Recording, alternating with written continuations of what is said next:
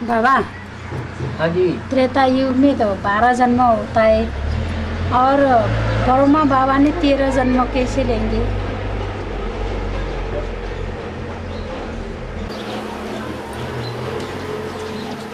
त्रेता में और सतयुग में दोनों में मिला करके कितने जन्म होते हैं? 20 जन्म होते हैं। तो ब्रह्मा बाबा का जन्म कब से शुरू होगा? अरे कब से शुरू होगा? सतयुग में 8 जन्म, त्रेता में 12 जन्म, तो 20 जन्म हुए। और ब्रह्मा बाबा ने नई दुनिया में जन्म लेना कब से शुरू किया? सतयुग से या त्रेता से या संगम युग से? हैं? सतयुग से जन्म लेना शुरू किया। तो उनको 21 जन्म की बादशाही मिली या नहीं मिली? हैं? तो नहीं लेने देंगे। ब्रह्मा बाबा की सोल जो सृष्टि का पहला पत्ता है, उस पहले पत्ते को 21 जन्म की बादशाही नहीं लेने देंगे। हैं? लेने देंगे। तो 20 ही जन्म होते हैं। इसलिए एक जन्म उनका त्रेता में बढ़ जाता है, क्योंकि वो सतयुग में जब पैदा होंगे तो बच्चे के रूप में पैदा होंगे या बाप के रूप में? बच्चे के रूप में पैदा होंगे। तो बच्चों के ज्यादा जन्म हुए या उन बच्चों को जन्म देने वाले के ज्यादा जन्म हुए? जन्म देने वालों के ज्यादा जन्म हुए, क्योंकि जो कृष्ण जैसे बच्चों को जन्म देंगे वो तो संगम युग से अपना एक जन्म, पहला जन्म शुरू करते हैं, तो उनके 21 जन्म हो जाते हैं। तो बाप को रहम आ जाता है। क्या? अरे हमारा बच्चा, जिस बच्चे को हमने माथे पे धारण किया है, सर माथे पे चढ़ाया है, वो फिर कम प्राप्ति क्यों करे? इसलिए एक जन्म त्रेता में बढ़ा देते हैं। आपको अच्छा नहीं लग रहा क्या? अच्छा लग रहा है? अच्छा।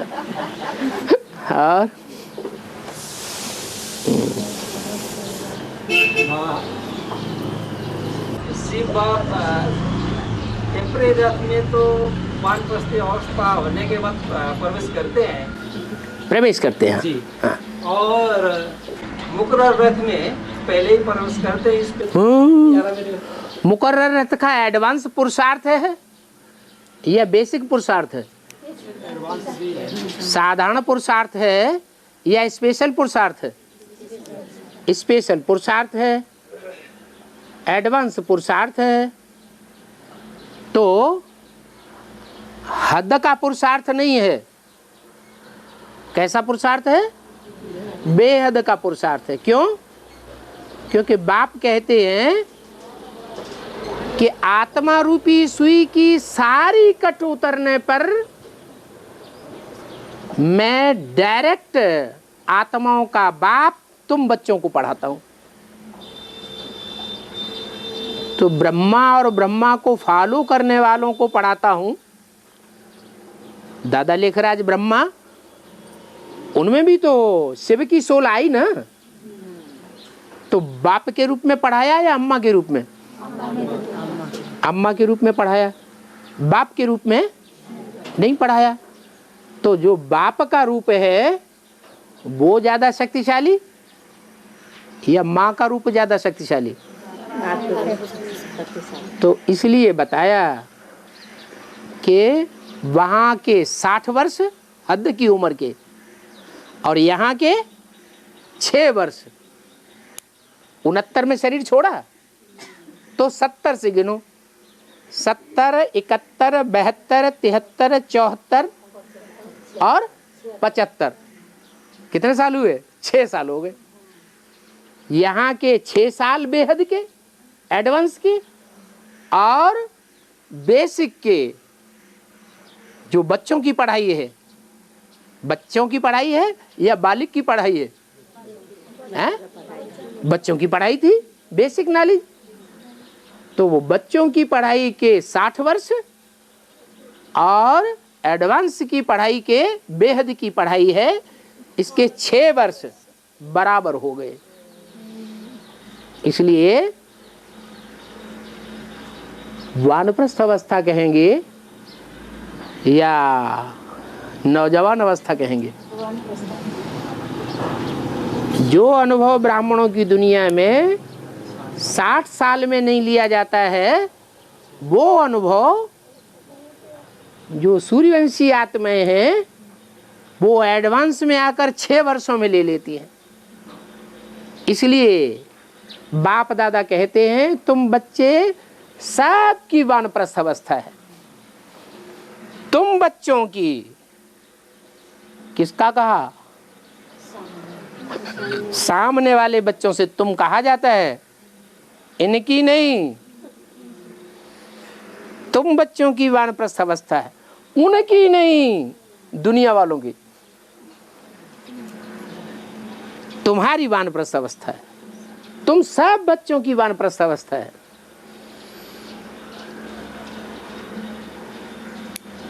और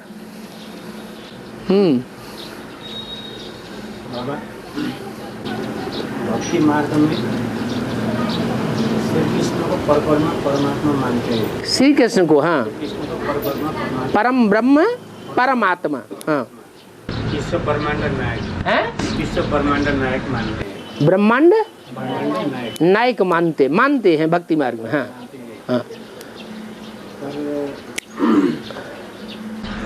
पर मुरली में किधर किधर सुनने को मिलता है कि दियादारी, श्री कृष्ण दियादारी है। तो दिल में वो बात तो समझ में नहीं आता है कि कैसा हो। अभी इस वक्त भोपाल है, भोपाल भूपाल, सारी पृथ्वी का पालने वाला, हाँ, कौन था? सूर्यवंशी। सूर्यवंशी था, हाँ। तो उसी पसंद में आ गया कि वासुदेव कुटुंबकम। हाँ, वसुधैव, वसुधा माने पृथ्वी, वसुधा माने पृथ्वी, वसुधा एव तो हो गया वसुधैव। सारी पृथ्वी ही हमारा कुटुंब है। 500-700 करोड़ पृथ्वी में जितने भी हैं वो सब एक बीज बाप की संतान है।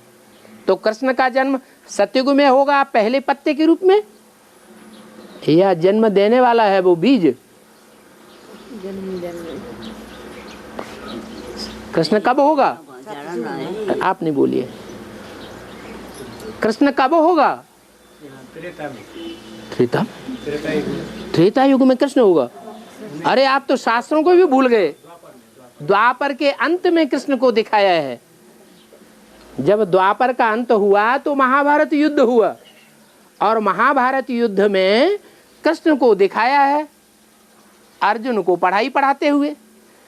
तो प्रश्न ये पैदा होता है कि कृष्ण अगर भगवान था तो द्वापर के अंत में आकर के महाभारत युद्ध कराएगा तो क्या पापी कलयुग की स्थापना करेगा? भगवान पाप का युग बनाएगा या पुण्यात्माओं का युग बनाएगा? आपने बोलिए, उनको बोलने दो। वो तो आपने कहा ठीक है बाबा, वो ठीक है, इतना ठीक है, इतना ठीक है, ठीक है ना, इतना ठीक है। दूसरी बात, शास्त्रों में लिखा है सतयुग 16 कला संपूर्ण, त्रेता 14 या 12 कला संपूर्ण, और द्वापर 8 कला संपूर्ण, और कलयुग 4 कला से कलाहीन हो जाता है। लिखा है ना, ये बात शास्त्रों में लिखी है, लिखी कि नहीं लिखी है? तो कृष्ण द्वापर में दिखा दिया, वो भी द्वापर के अंत में, तो वहां 16 कला संपूर्ण कहां से आ जाएगा? कृष्ण को तो 16 कला संपूर्ण बताते हैं, लेकिन मुरली में बाबा ने बोला है कृष्ण 16 कला संपूर्ण कौन सी युग में होता है? कौन से युग में? सतयुग होता है। तो बाबा ने सही बताया या शास्त्रों ने सही बताया? हैं? चार ही युग हैं। श्रेष्ठ युग कौन सा है? सत्य का युग कौन सा है? सत्य को श्रेष्ठ कहेंगे या झूठ को श्रेष्ठ कहेंगे? कलह क्लेश को श्रेष्ठ कहेंगे, कलयुग को श्रेष्ठ कहेंगे, या जहां कलह क्लेश होता ही नहीं सतयुग को श्रेष्ठ कहेंगे? ये तो मैं बोल नहीं सकता हूँ। ये क्या बात हुई? जो सच्ची बात है वो आप बोल नहीं सकते हैं, शास्त्रों की बात आप बोल सकते हैं, वो भी झूठ साबित होती है। देवताओं भी कहते हैं शास्त्रों में, हाँ मिलता है, देवताओं भी कहते हैं अगर एक बार मनुष्य जन्म मेरा हुआ, हाँ अगर मिलता तो एक बार अगर मनुष्य जन्म मेरे को मिलता तो मैं युगांतर के लिए अपना परमात्मा में सुधार लूँगा। है ऐसा अपना परमात्मा में सुधार लूँगा कि परमात्मा सुधार लूंगा, परमार्थ सुधार लूंगा। एक जन्म अगर मनुष्य का मिल जाए तो एक मनुष्य जन्म में मैं परमार्थ सुधार लूंगा। माने जो 84 लाख योनियों में भ्रमण करने की बात मानते हैं शास्त्रकार कि मनुष्य आत्मा कितने जन्म लेती है, कहाँ भ्रमण करती है? 84 के चक्र में या 84 लाख योनियों के चक्र में? 84 लाख योनियों में भ्रमण करती है, उनकी ये मान्यता है। अब सोचना ये है आत्मा एक बीज है या नहीं है, बिंदु है या नहीं है? बिंदु है। जितने भी बीज होते हैं उनका वृक्ष बदल जाता है क्या? बैंगन का बीज आम का बन जाता है क्या? नहीं बनता ना। जो बीज जिस जाति का होगा उसी जाति में उसको जन्म मिलेगा। तो ऐसे ही आत्मा जो है वो बीज है, और ये हमारी आत्मा जो है वो मनुष्य का बीज है। मनुष्य का बीज सुधर सकता है और बिगड़ सकता है। क्या? बीज जब सुधर जाता है तो देवता बन जाता है, बीज जब बिगड़ जाता है तो मनुष्य से राक्षस बन जाता है। तो हम मनुष्य आत्मा, ये मनुष्यों का झाड़ है जो समझाया गया है। भगवान आके मनुष्यों को पढ़ाई पढ़ाएगा या जानवरों को पढ़ाई पढ़ाएगा? ज्ञान कौन सुनेगा? मनुष्यों को पढ़ाई पढ़ाएगा। तो उन्होंने तो सब लफड़ा दिखाई दिया, 84 लाख योनियां बता करके सब गड़बड़ कर दिया।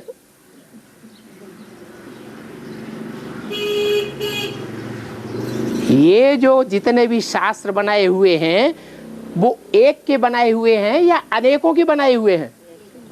हाँ, उनको बोलने दो। ये जो शास्त्र बनाए गए हैं वो शास्त्र अनेक हैं या एक ही शास्त्र है? शास्त्र बनाने वाले तो एक ही है। हाँ? शास्त्र शास्त्र एक है या अनेक हैं? शास्त्र तो अनेक ही है। अनेक हैं। तो अनेकों ने बनाए हैं या एक ने बनाए हैं? अनेकों ने बनाए। अनेकों ने बनाई। तो अनेकों की बुद्धि अनेक प्रकार की होगी या एक प्रकार की होगी? अनेक प्रकार की बुद्धि होगी। और भगवान एक है या अनेक है?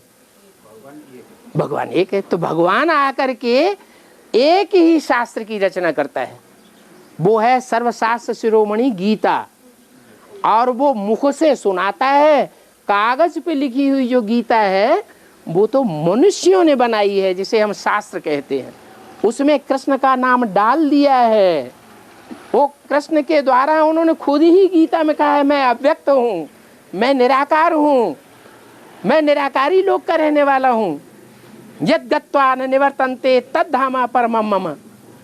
जहाँ सूरज चांद सितारों का प्रकाश भी नहीं पहुँचता, जहाँ 5 तत्व है ही नहीं, मैं वहाँ का रहने वाला हूँ। 5 तत्व इस दुनिया की बात है या वहाँ की बात है, ब्रह्मलोक की? तो यहाँ का भगवान थोड़े ही है। कृष्ण तो जन्म लेता है, कृष्ण की मृत्यु भी दिखाई है शास्त्रों में। भगवान जन्म मरण से न्यारा है या जन्म मरण में आता है? आता है? गुमुत से पैदा होगा तो फिर वो भगवान नहीं है। जो जिसको भगवान दिखाया गया है वो भगवान तो विकारों से सदैव ही परे, सदैव निर्विकारी, निराकारी, निरंकारी, निर्विकारी।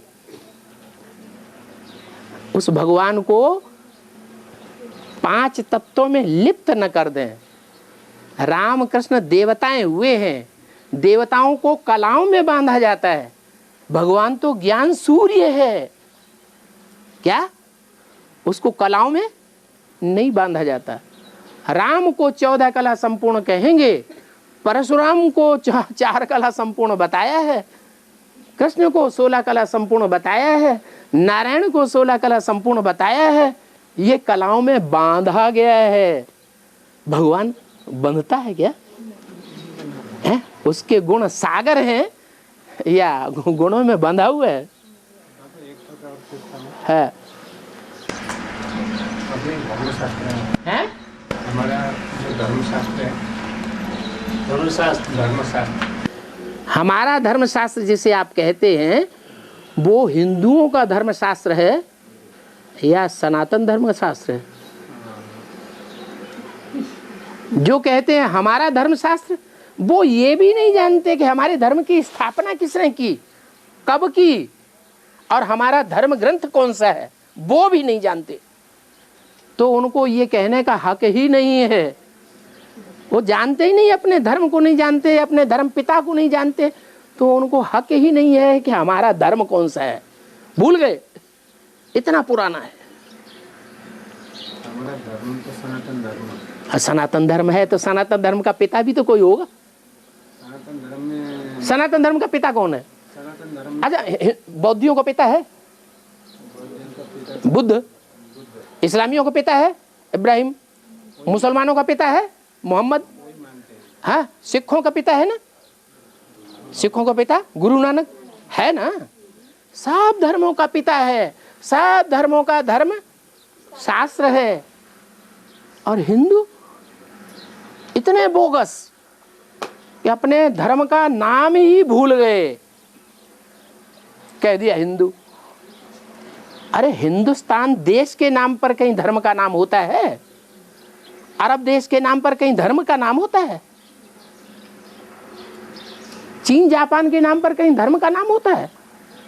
यूरोप के नाम पर कहीं धर्म का नाम होता है? भारत के नाम पर कहीं भारत का नाम ना होता है? भारत धर्म हमारे धर्म का पिता है। ब्रह्मा ने जो पहला पुत्र पैदा किया, जो ज्ञान में सर्वोच्च माना जाता है, ब्रह्मा के 4 पुत्र मानस पुत्र पैदा हुए पहले पहले। उनमें सबसे बड़ा ज्ञानी और योगीश्वर माना जाता है सनत कुमार। उसके नाम पर हमारे धर्म का नाम पड़ा सनातन धर्म।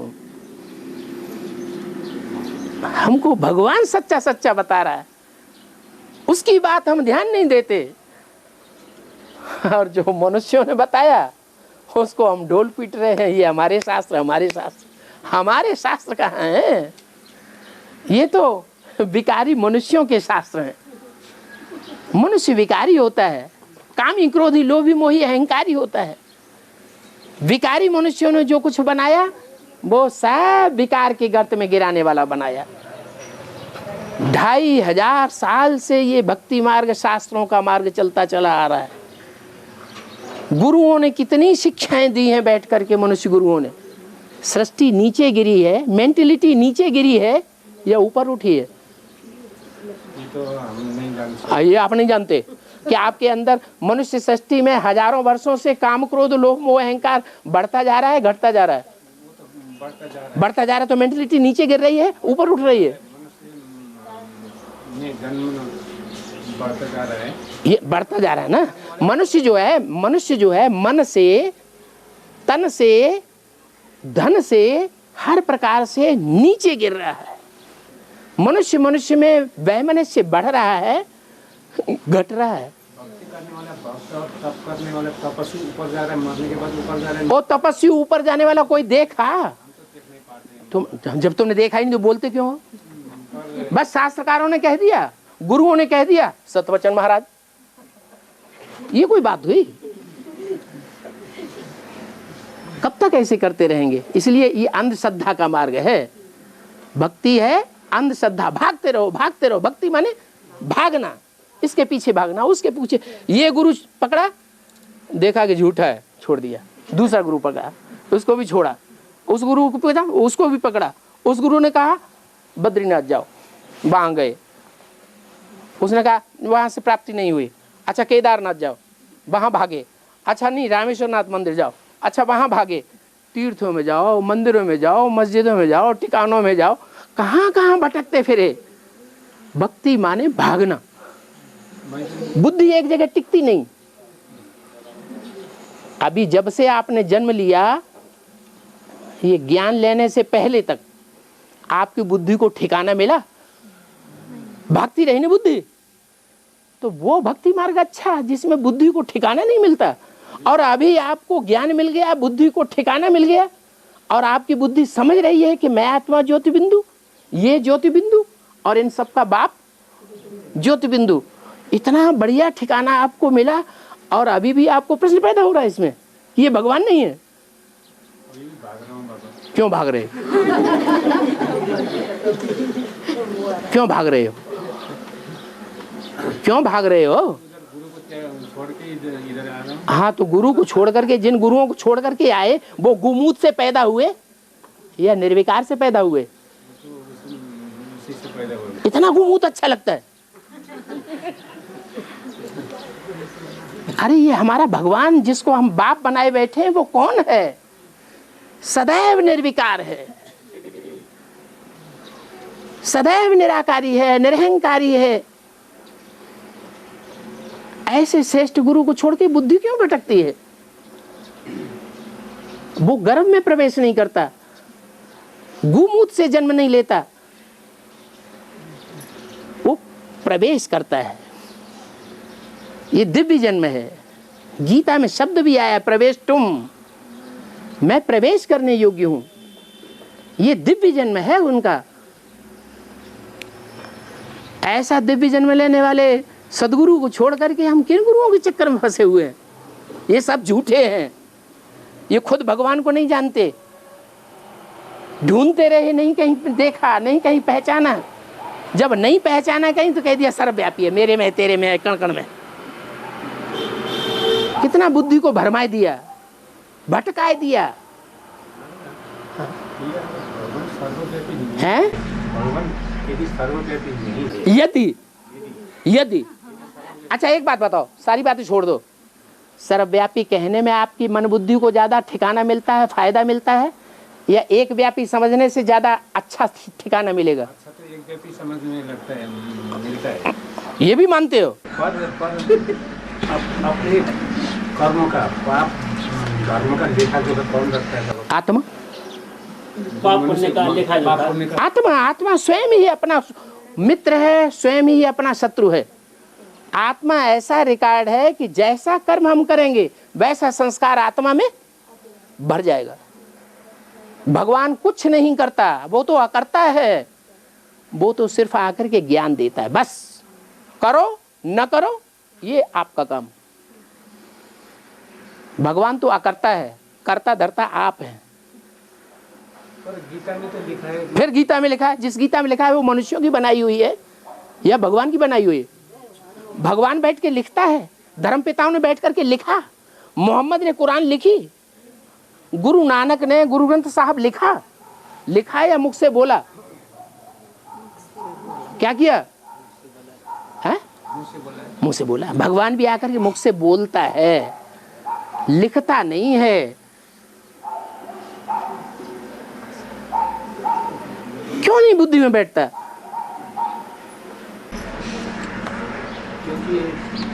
क्योंकि उधर बहुत साल हो गए। बहुत साल हो गए। जो पुरानी चीज, जो बहुत साल हो गए। हाँ, जो पुरानी चीज हो गई, जो पुरानी चीज हो गई, उस पुरानी जर्जरित परंपरा को छोड़ दो ना।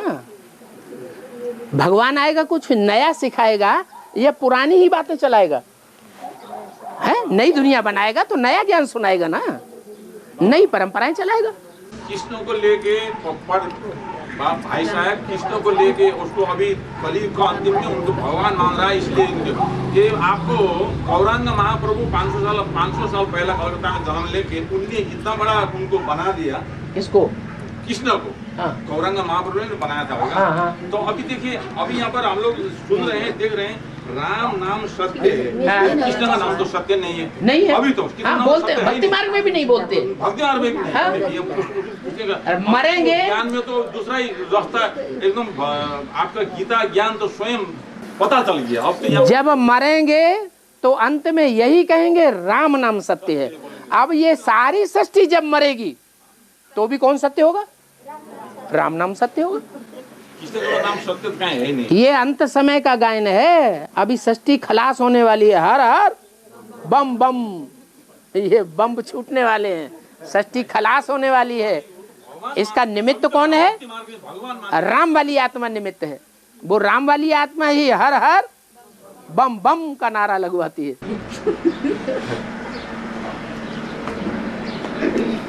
बाबा आपने पीछे से बोल के इनको बोलती बंद करवा दी।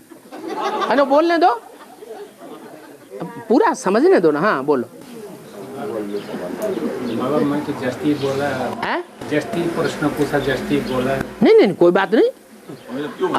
जास्ती बोल के भी समाधान हो जाए वो अच्छा कि अंदर अंदर भरा रहे वो अच्छा है? आत्मा तो मंथन करना ही चाहिए। आत्मा को मंथन करना चाहिए ना। हाँ मंथन करेंगे तो मक्खन निकलेगा। हाँ अगर भक्ति मार्ग में अनजान थे, जानते नहीं थे, तो फिर ये शिवलिंग को भी तो स्थापना पहले किया होगा ना? किया, लेकिन स्थूल में स्थापन किया। जो अनजान थे उनकी बुद्धि में ये नहीं आया कि शिवलिंग इतना बड़ा नहीं है, वो तो बिंदु है। यहाँ भी हम पकड़ रहे हैं इसी को। बेसिक में क्या करते हैं? बेसिक में प्रवेश करने वाले निराकार बिंदु को पकड़ा या इतने बड़े ब्रह्मा को पकड़ लिया? किसको पकड़ लिया? ब्रह्मा को पकड़ लिया। अरे ये शरीर भी तो ये स्थूल चीज है ना। अच्छा उसकी बात छोड़ दो। सेवा मुकर्रर रथ शंकर में आता है। शंकर निराकारी स्टेज को धारण कर लेता है, इंद्रियों को भूल जाता है। माने इंद्रियों को काट दो, नाक आंख कान मुंह हाथ पांव काट दो तो क्या रह गया? क्या रह गया? धड़ रह गया। वो धड़ लिंग जैसा हो गया। तो भी लागत लगाने वालों ने लिंग ही याद कर लिया। अरे लिंग तो फिर भी स्थूल है। भक्ति मार्ग में स्थूल चीज पकड़ते हैं, ज्ञान मार्ग में किसको पकड़ते हैं? बिंदु को पकड़ते हैं। हम आपके शरीर को न देखें, क्या देखें? आपकी आत्मा बिंदु को देखें। ये शरीर विनाशी है।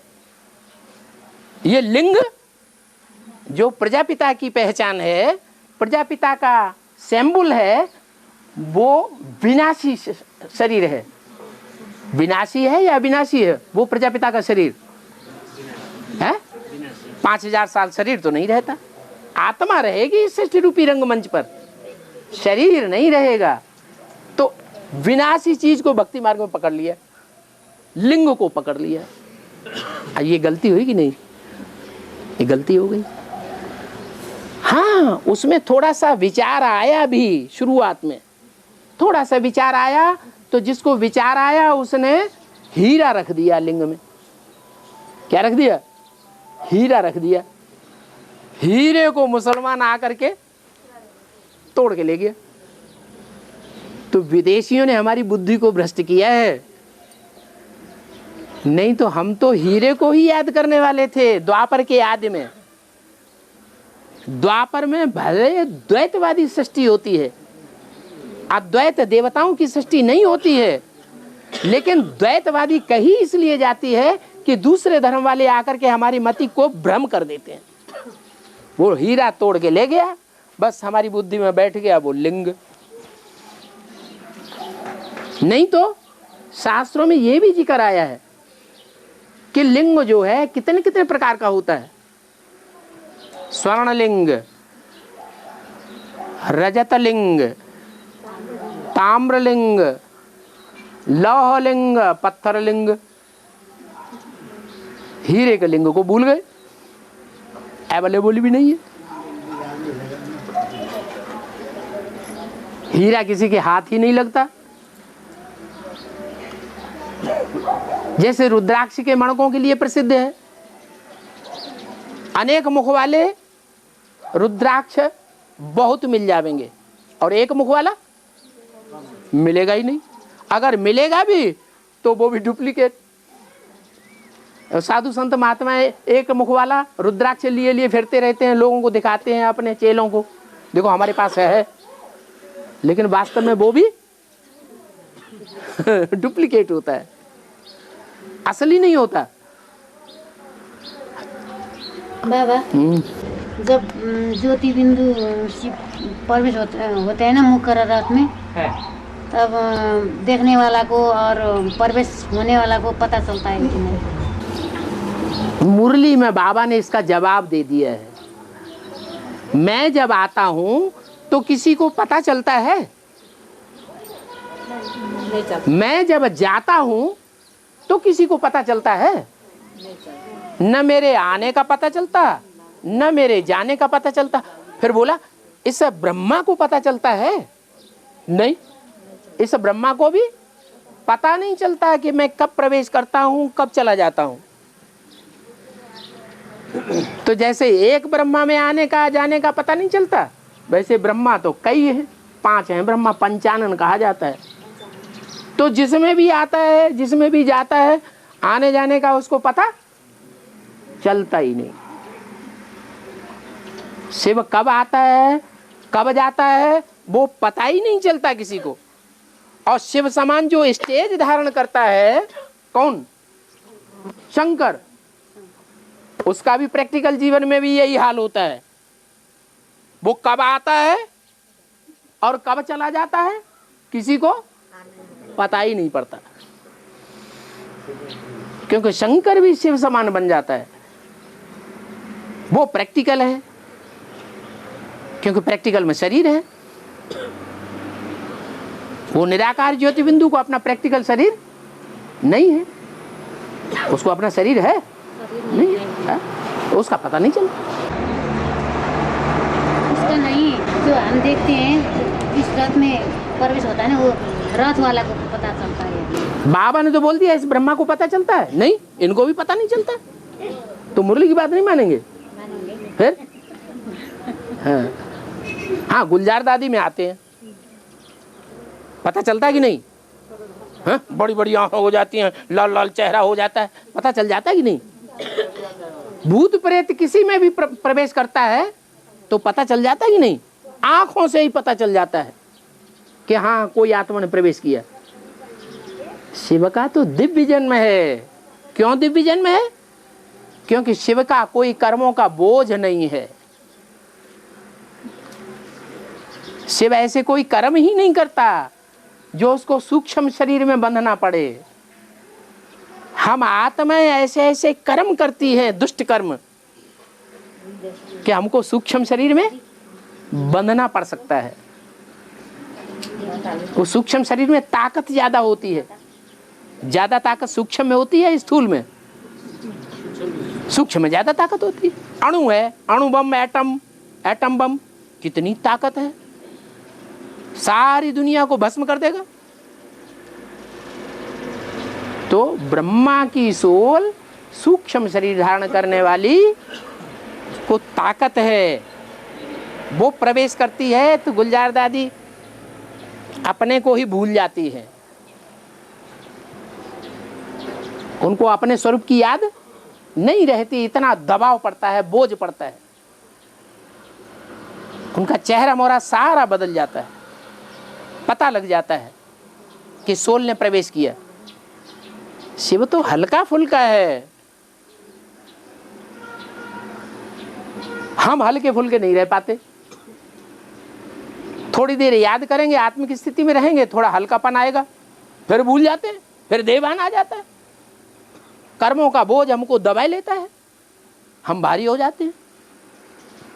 तो शिव की प्रवेशता में और मनुष्य आत्माओं की प्रवेशता में तो जमीन आसमान का अंतर है। इसलिए बोला कि मैं प्रवेश करता हूं तो कोई को पता नहीं, जिसमें प्रवेश करता हूं उसको ही पता नहीं चलता, कब आया कब चला गया, बाद में मालूम पड़ता है। हम बच्चों में से भी बहुतों ने ये अनुभव किया होगा कि हम किसी को समझाने जाते हैं तो समझते हैं कि हम तो बाद में पता चलता है अरे हम तो ये पॉइंट जानते ही नहीं थे, ये पॉइंट हमने कैसे बोल दिया, ये तो नई बात आ गई। तो कौन ने प्रवेश कर लिया? बाप दादा बच्चों में प्रवेश करके सेवा कराते हैं। शिव बाप प्रवेश करके बच्चों को ज्ञान की और दृष्टि की पावर देता है। हम बच्चे तो तमो प्रधान है, हम तमो प्रधान आत्मा है, सतो प्रधान है? तमो प्रधान है। हाँ, देह की लौ लगी रहती है, विकारों की बू भरी हुई है, घड़ी घड़ी हमको पकड़ लेती है। तो हम सेवा करने लायक हैं? कौन सेवा करता है? बाप दादा सेवा करते हैं। हम हिम्मत कर सकते हैं, हिम्मते बच्चे तो बाप आकर के हमको मदद करता है। अमेरिका का राष्ट्रपति आ जाए और हमें मौका मिल जाए कि हम उसकी सेवा करें जाके ज्ञान की, तो दिल में हड़बड़ाहट मच जाएगी कि नहीं? मचेगी या नहीं मचेगी? दुनिया के इतने बड़े मुसलमान देशों को तहस नहस कर दिया अमेरिका वालों ने, और वो अमेरिका का राष्ट्रपति, वो हमें मौका मिल गया 10 मिनट का उससे बात करने का, तो हड़बड़ाहट पैदा हो जाती है हमारी तमो प्रधानता की। फिर भी अगर हिम्मत करते हैं तो बाप मदद करके प्रवेश करके दृष्टि की पावर देता है और ज्ञान की भी पावर देता है, वाइब्रेशन की पावर देता है। और उस आत्मा को निकालना होगा तो निकाल लेगा। बोला भी है अंत में बड़े बड़े धर्म पिताएं निकलेंगे, इब्राहिम, बुद्ध, क्राइस्ट की आत्माएं भी निकलेंगी, और जब निकलेंगी तो आकर के माथा नवाएंगी, झुकेंगी बाप के सामने आकर के, प्रैक्टिकल में झुकेंगी। और बाबा जैसा माँ का पाठ चल रहा था, अभी बाप का टीचर का पाठ चल रहा है, तो बाप टीचर पूरा भारतवर्ष, नेपाल और विदेश में भी सब जगह गीता पाठशाला में जाके ज्ञान सुना रहे हैं। जब माँ का पाठ चल रहा था तब ब्रह्मा बाबा जब जीवित थे, वो क्या वही माउंट आबू में बानी चलाते थे ना, ऐसे ही माफी सब गाँव में घूमते थे। माँ घर संभालेगी या बाहर संभालेगी? घर संभालेगी। तो ब्रह्मा बाबा घर का मालिक है। ज़्यादा से ज़्यादा भारत में पूना में कहीं वाणी चला दी, कानपुर में वाणी चला दी, जालंधर में जाके वाणी चला दी, शुरुआत के जो सेंटर हैं। रहेगा भारत में क्या? भारत माता है ना, भारत में ही रहेगी। बाप का पाठ विश्व पिता है तो सारे विश्व को बाहर संभालेगा।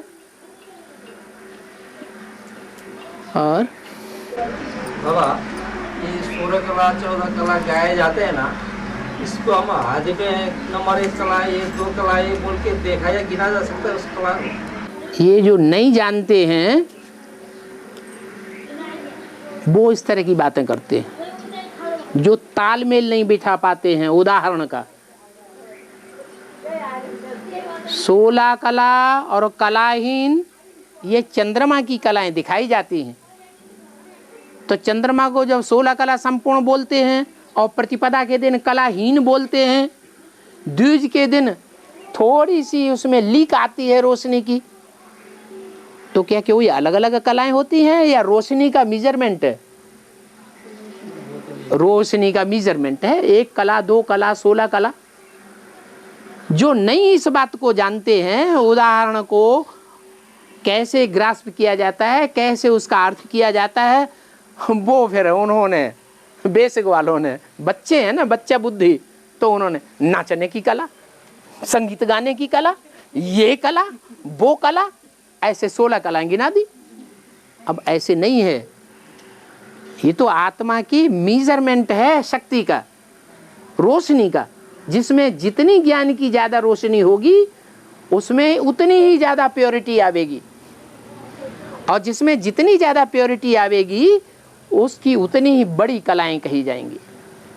उनकी सीमा है 16 कला संपूर्ण, ज़्यादा से ज़्यादा। बाबा, हम लोगों का मृत्यु क्यों होता है? मृत्यु क्यों होता है? मृत्यु हम लोगों की होती है, सब लोगों का, जीव का। मृत्यु शरीर की होती है या आत्मा की होती है? आप हम लोगों जब कहते हैं तो देवान में आ गए। शरीर की मृत्यु। हाँ, आप जब बोलते हैं ना उसी समय पकड़ में आ जाता है हम बोले हैं कि कि शरीर आप की मृत्यु क्यों होती है? हाँ, अभी तो आप सही बोले हैं। आप आत्मा हैं, आत्मा की मृत्यु नहीं होती है। आत्मा अजर अमर अविनाशी है। आत्मा जो वस्त्र धारण करती है, चोला धारण करती है, वो नष्ट होता है। पावर कहाँ से मिलता है? हैं? बाबा, पावर कहाँ से मिलता है आत्मा को? तो संगम युग में आप पावर नहीं ले रहे हैं। पावर आपकी आत्मा रूपी बैटरी संगम युग में परमात्मा से पावर नहीं लेती है। अगर परमात्मा से पावर देते हैं तो परमात्मा सबको पावर देते हैं तो वो व्यापक होता है कि नहीं होता है? एक के द्वारा पावर देते हैं या सबके द्वारा सबको पावर देते हैं? जैसे सूर्य सब जगह प्रकाश एक है या सब सूर्य है? जो प्रकाश देने वाला सूर्य है वो एक है या सारे ही सूर्य हैं? तो ऐसे ही परमात्मा एक है, एक व्यापी है, सर्वव्यापी नहीं है। इस सर्वव्यापी के ज्ञान ने सत्यानाश कर दिया।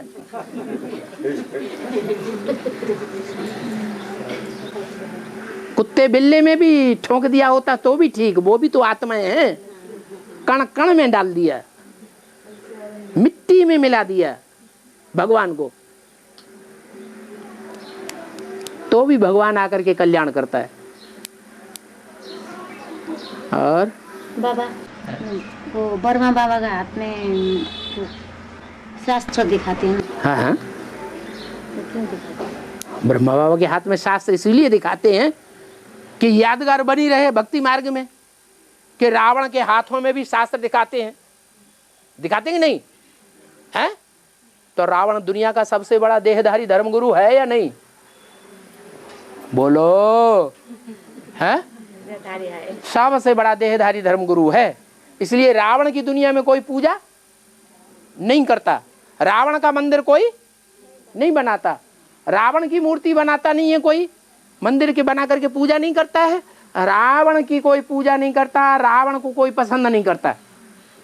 ऐसे ही ब्रह्मा की पूजा होती है हिंदुस्तान में? ब्रह्मा की पूजा नहीं होती, ब्रह्मा के मंदिर नहीं बनाए जाते, ब्रह्मा की मूर्ति नहीं बनाई जाती। क्यों नहीं बनाई जाती? क्योंकि शास्त्रों में लिखा है रावण वो ब्रह्मा, ऋग्वेद की ऋचा है। आदि में हम ये बात जानते थे, आदि से ही ये परंपरा शुरू हो गई भक्ति मार्ग में कि ब्रह्मा के चित्र नहीं बनाना। अभी मुरलियों में भी बाबा बोलता है ब्रह्मा का फोटो नहीं, लेकिन जो रावण के भगत हैं, रावण संप्रदाय हैं, वो रावण को मानेंगे या नहीं मानेंगे? हैं? मानेंगे। कितना भी मना करो, कितना माथा मार मार के कितनी मुरलियों में बोला ब्रह्मा का फोटो रखेंगे तो पतित हो पड़ेंगे, यहां तक बोल दिया। पद भ्रष्ट हो जाएगा। आंखें बड़ी बड़ी करके क्यों देख रहे हो? मुरली का पॉइंट बोल रहा हूं।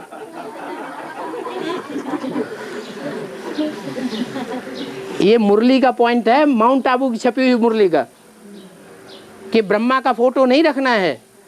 समझाने के लिए त्रिमूर्ति में ब्रह्मा का चित्र दिया हुआ है, अलग से ब्रह्मा का फोटो रखने की कोई दरकार नहीं। अच्छा, वो शास्त्र में ये लिखा है? वो जो पकड़ा है ना ब्रह्मा ने क्या पकड़ा ने? वो शास्त्र में ये लिखा है, ये बात लिखा है क्या? शास्त्र में नहीं, मुरली में। किताब पकड़ा है, वो पकड़ा। जो माउंट आबू से मुरली छपी है उसमें ये बात लिखी हुई है। तो भी जिनको ब्रह्मा की देह से प्यार हो गया वो तो ब्रह्मा का फोटो रखेंगे ही।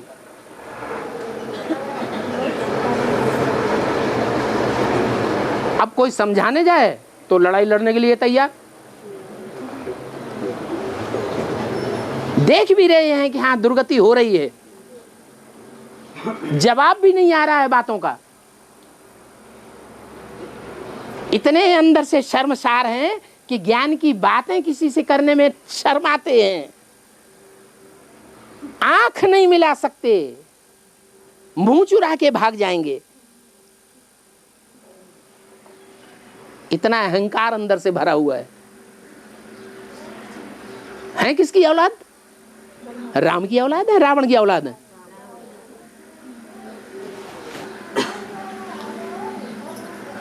और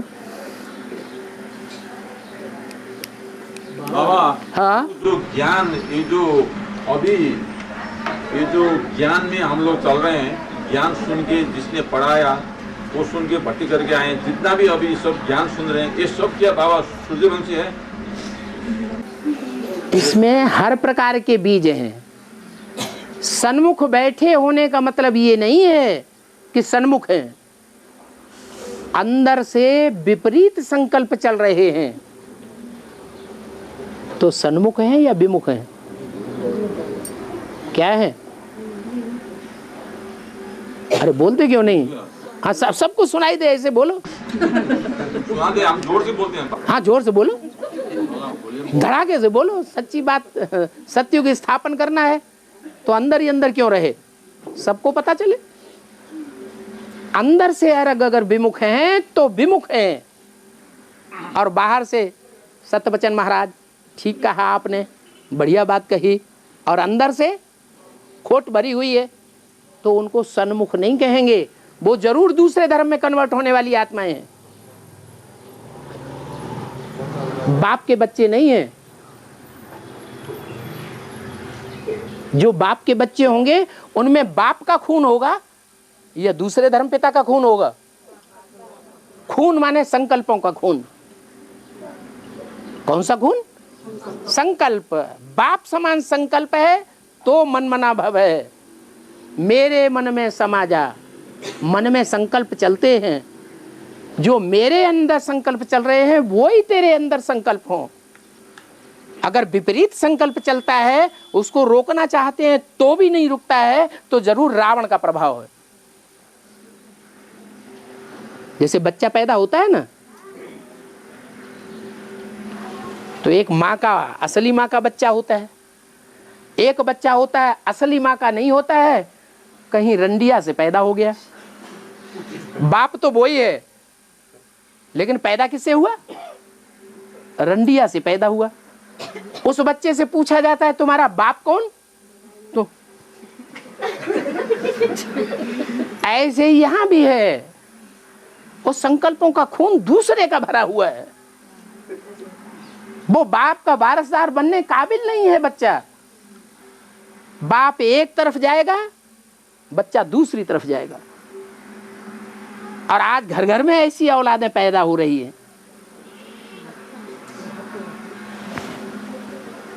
और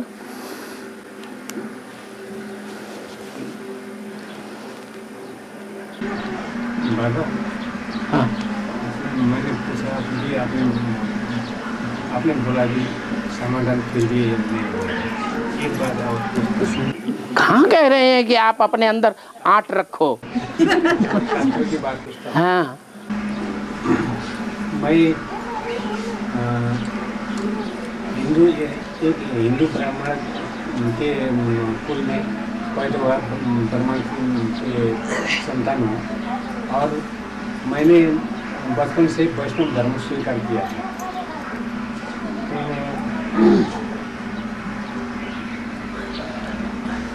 वैष्णव धर्म स्वीकार किया था।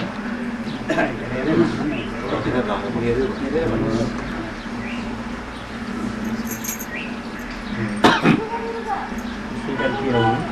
और धर्म परिवर्तन करना, गुरुओं का अपमान करना, शास्त्रों का विपरीत कर्म है। ऐसे स्थिति में मैं क्या करूँ? क्या धर्म परिवर्तन करना? धर्म परिवर्तन करना और गुरुओं का अवहेलना करना। गुरुओं की अवहेलना करना, अवहेलना करना, शास्त्रों का विपरीत कर्म करना। ऐसी स्थिति में शास्त्र का अर्थ जानते हैं आप? शास्त्र का अर्थ क्या है? शब्दों के अर्थ मालूम है? शास्त्र माने क्या होता है? शास्त्र माने शासन करना। शास्त्र माने शासन करना। इस दुनिया का बड़े से बड़ा शासक कौन है? किसको मानते हैं आप शासक? राजा हैं, देहधारी राजा हैं, दुनिया के सबसे बड़े शासक हैं। कौन है शासक? परमात्मा। अब परमात्मा आपको गुरु नहीं सदगुरु के रूप में मिल जाए तब आप क्या करेंगे? गुरुओं को मानेंगे?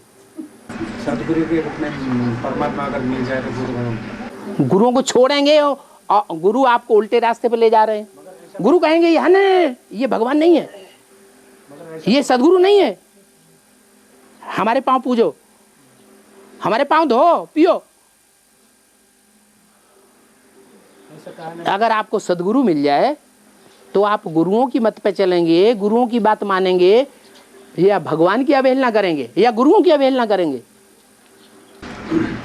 गुरु गोविंद खड़े। अरे वो तो यहाँ बताया जा रहा है। सदगुरु आता है तो किसी के द्वारा आपको संदेश देगा कि नहीं देगा? देगा। आपको किसी के द्वारा संदेश मिला कि नहीं? किसके द्वारा मिला? आपको संदेश किसने दिया? सदगुरु का। एडवांस में आए। अरे खुल के बोलो, धड़ाके से बोलो, डरते क्यों? बोलिए ना। हाँ, तब ना आप यहाँ पर आए हैं। आपको संदेश किसके द्वारा मिला? किसके द्वारा?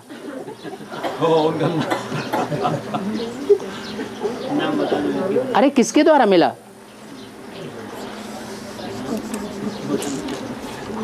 हैं? बताउनु केही हुन्न।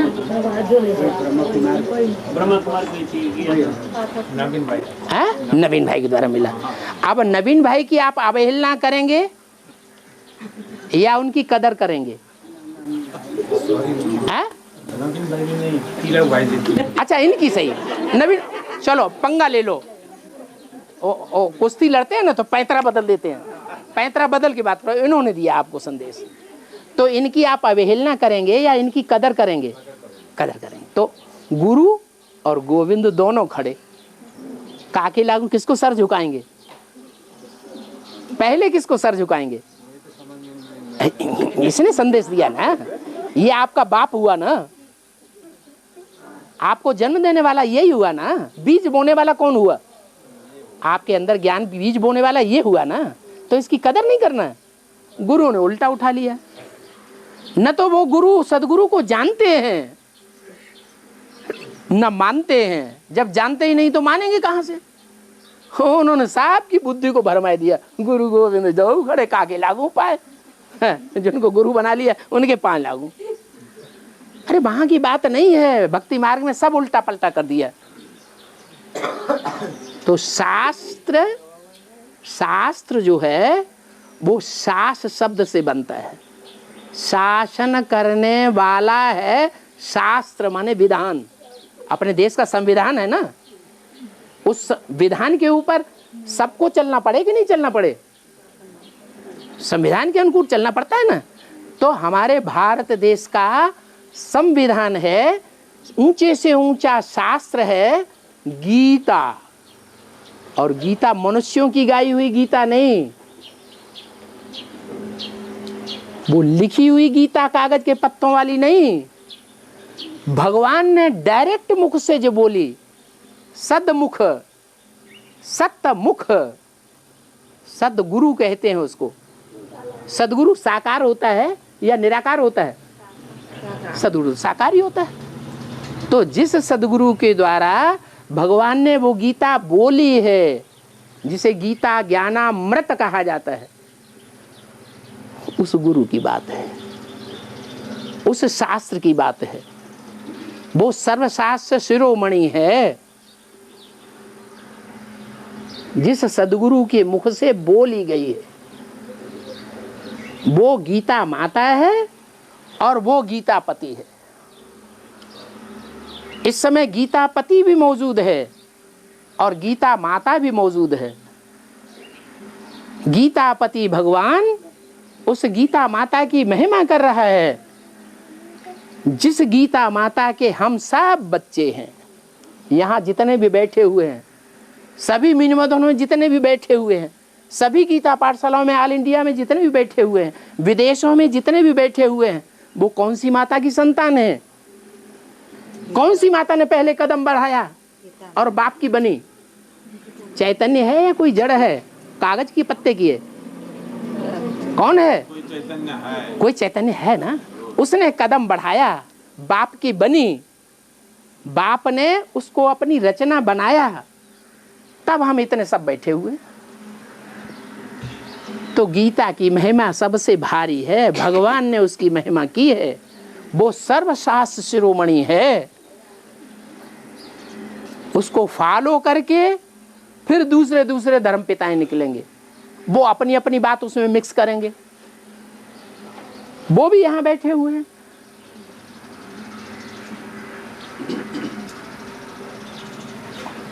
वो गीता माता को नहीं मानेंगे, गीतापति भगवान को भी नहीं मानेंगे, वो फिर मोहम्मद को मान लेंगे अपना बाप, कुरान को अपना बाप मान लेंगे। नाम रख दिया कुरान, को माने गंदी, खराब, राण माने राण, बेवा।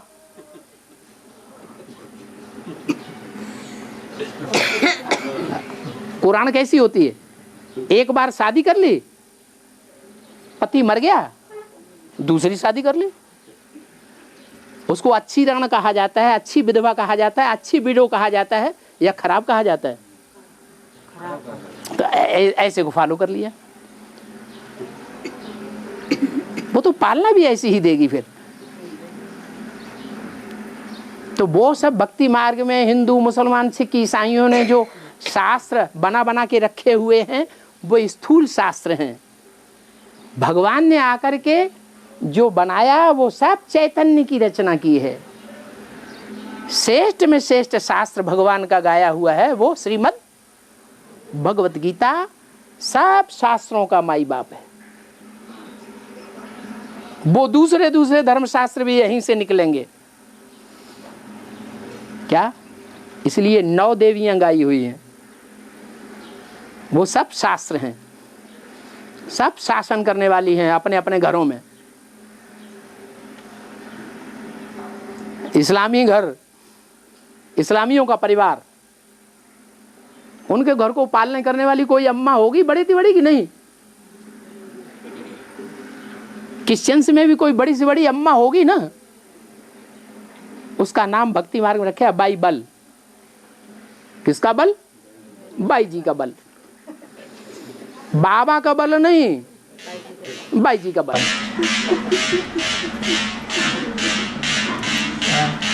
बाबा एक प्रश्न पूछूं? अरे बैठे ही काहे के लिए हो?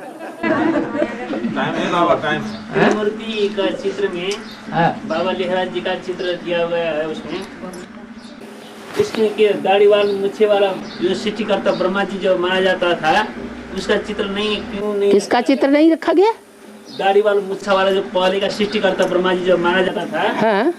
शास्त्र में लिखा हुआ है जो ब्रह्मा जी, हाँ? उसका चित्र न रखकर बाबा लिहराज जी का चित्र रखा गया। इसलिए रखा गया कि अगर वो दाढ़ी वाला ब्रह्मा रख दे, जो तुम टीवी में देखते भी हो, उसको यहाँ मूछें नहीं होती हैं, इतनी दाढ़ी होती है, मूछें खत्म है कि नहीं? ऐसा ही ब्रह्मा है ना? अरे भूल गए? हाँ, ये मूछें नहीं है और ये दाढ़ी सारी है, देखना ध्यान से। थोड़ा सा तो रहता है। हाँ,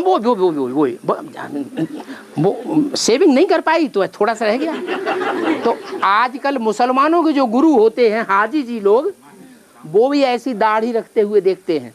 आप देखें ध्यान से, उनको यहाँ की मूछें सफा चट होती है ना, ये मुसलमानों के गुरु होते हैं। तो बाबा ने ब्रह्मा बाबा का असली चित्र रख दिया, क्योंकि वो दाढ़ी नहीं रखाते थे। इसलिए नहीं रखाते थे कि वो आखिरी जन्म में आकर के असली देवी देवता सनातन धर्म के या हिंदू धर्म के फॉलोअर थे। नहीं तो भक्ति मार्ग में ब्रह्मा को असुरों को ही वरदान देते हुए दिखाया, इस्लामियों को, क्रिश्चियंस को। ये बड़े बड़े असुर हैं। इन असुरों ने हिंदुस्तान में आकर के बहु बेटियों की दुर्गति की है। भूल गए? हिस्ट्री भूल गए? ये बड़े खूंखार होते हैं जानवरों की तरह, राक्षस हैं, इनको दया बिल्कुल नहीं है। तो उन राक्षसों को वरदान देने वाला कौन? कौन सा देवता? ब्रह्मा। इसलिए उस ब्रह्मा देवता की भक्ति मार्ग वाले की याद ना आए आपको, इसलिए ये ब्रह्मा रख दिया। कुछ गलत नहीं किया। आपको इसमें गलत लगता है? नहीं, गलत तो नहीं। जैसे जब उसमें बाबा लेखराज जी का चित्र रखा गया, हाँ, ब्रह्मा जी में, तब भी जैसे शंकर जी में भी जो होने वाला है अब उसको रखा जा सकता था ना उसमें। शंकर जी का भी चित्र वो कहाँ है जो भक्ति मार्ग में रखा जाता है? भक्ति मार्ग में जो चित्र रखा जाता है वो तो पूरा कार्टून है। उस कार्टून का गूढ़ रहस्य है, वो एडवांस में समझाना पड़े तब किसी को समझ में आएगा। और वहां बेसिक ज्ञान चल रहा था या गूढ़ ज्ञान चल रहा था? गीता में तो लिखा है, भक्ति मार्ग की गीता में गुह्यात् गुह्यतरम ज्ञानम, मैं गुह्य ते गुह्य ज्ञान सुनाता हूं। तो जिस समय वो मुरली ब्रह्मा के तन से सुनाई जा रही थी, वो 3 चित्र बने थे त्रिदेव के, उस समय उसको समझाया जा सकता था नहीं, इसलिए सीधा साधा चित्र रख दिया कि भाई बिंदु समझने वाला चित्र है, नंगा, हाथ पांव नाक आंख कान नहीं है, ऐसी स्टेज दिखाई गई है। ब्रह्मा को हाथ पांव नाक आंख कान याद है, वो देह अभिमान की स्टेज में है, उनके मुकाबले शंकर नंगा रखा गया है, निराकारी स्टेज वाला है। तो कुछ गलत तो नहीं रखा? अच्छा, अब आपकी समझ में आ गया? हाँ, धार्मिक ग्रंथों में शिव जी का 1000 नाम बताया गया है, शिव सहस्त्र नाम से लिखा जाता है। इसी शंकर और शिव उसी में नाम है, शिव जी का 1000 नाम में। पर फिर इस विज्ञान में फिर शिव अलग स्वरूप है और शंकर अलग स्वरूप है। फिर जब विष्णु का चित्र बनता है तो दोनों के संस्कार मिलकर के विष्णु में एक दिखाए जाते हैं कि अलग अलग? बस शिव के भी 1000 नाम हैं, विष्णु के भी सहस्त्र नाम हैं, ब्रह्मा की भी 1000 भुजाएं हैं। तो वही तो आत्माएं हैं, अलग आत्माएं तो नहीं है। और चलो